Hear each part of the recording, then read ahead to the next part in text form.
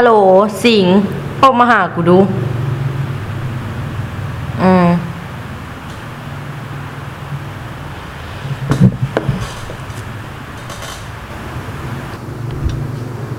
มึงเป็นอย่างกี้มึงถึงบอกกูมาหามันนี่กูอกหักนะมาตั้ม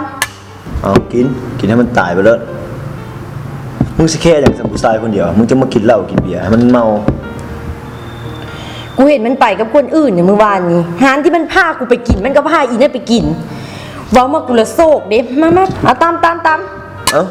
กินให้เริ่มคนรายใจเนี่ย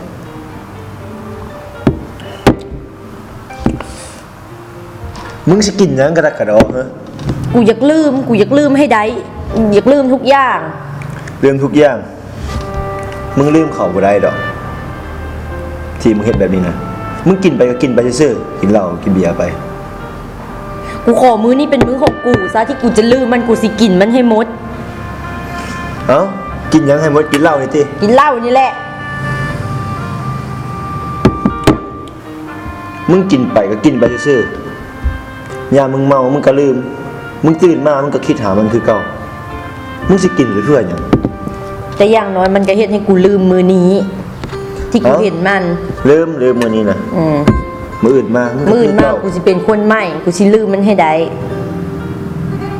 กูก็เชื่อแต่มึงนี่แหละ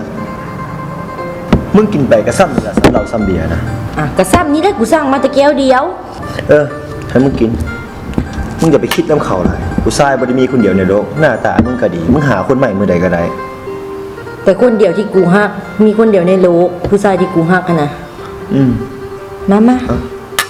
พอกูสิเมื่อก่อน